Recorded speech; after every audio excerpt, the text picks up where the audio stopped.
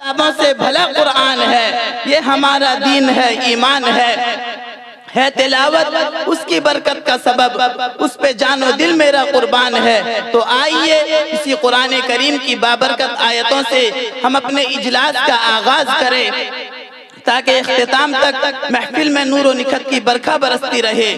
जिसके लिए मैं दरख्वास्त करूंगा कारी मोहम्मद अबुल कलाम सल्लल्लाहु वो तशरीफ लाएं और तिलावत कलामुल्लाह से इजलास का आगाज फरमाएं।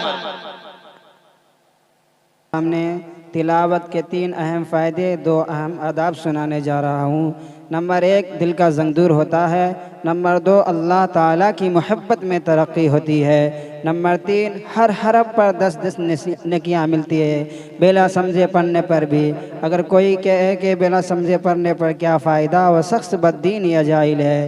तिलावत के 2 अहम आदाब, पढ़ने वाला ये ख्याल करे कि अल्लाह ताला ने हुक्म दिया है, सुनाओ कैसे पढ़ते हो।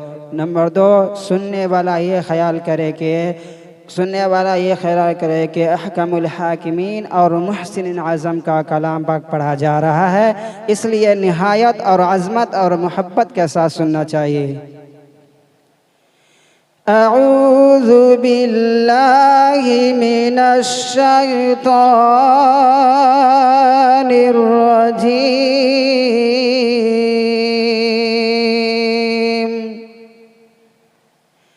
बिस्मिल्लाहिर रहमानिर रहीम।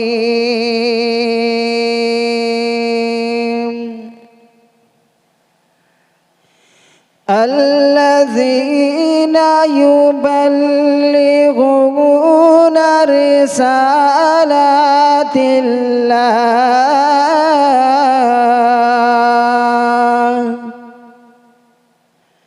अल्लज़ीना युबल्लिगूना रिसालातिल्लाहि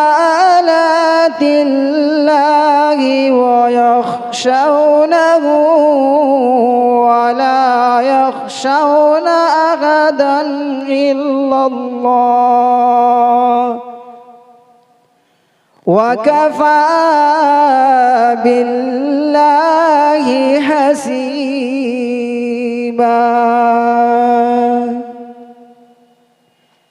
मा कान मुहम्मदुन अबा अहदिम मिर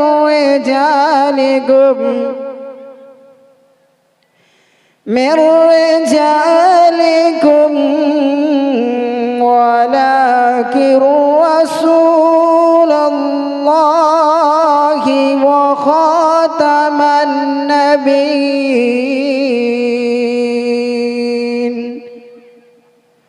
व काना अल्लाहु बिकुल्लि शैइन अलीमा।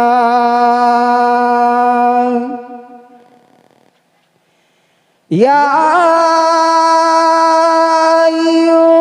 अय्युहल्लज़ीना आमनू ज़कुरुल्लाह। या अय्युहल्लज़ीना आमनू ज़कुरुल्लाह।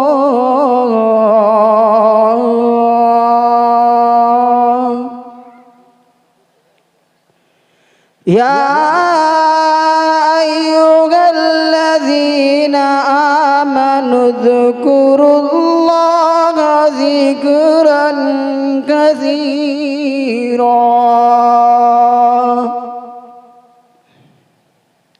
व युसब्बिहुहु बुक्रतन व असीला। हुवल्लज़ी युसल्ली अलैकुम व मलाइकतुहु लियुखरिजकुम وملائكته ليخرجكم من الظلمات إلى النور ويخرجكم من الظلمات إلى النور ويجعلكم نورا وينزل عليكم من السماء رزقا ويصلي عليكم ملائكة يطهرون ويملائكته ليخرجكم من الظلمات إلى النور ويخرجكم من الظلمات إلى النور ويجعلكم نورا وينزل عليكم من السماء رزقا ويصلي عليكم ملائكة يطهرون ويملائكته وكان بالمؤمنين رحيما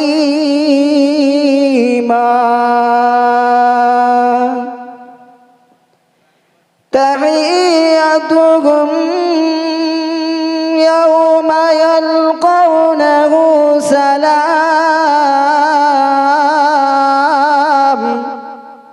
وأعد لهم أجرا كريما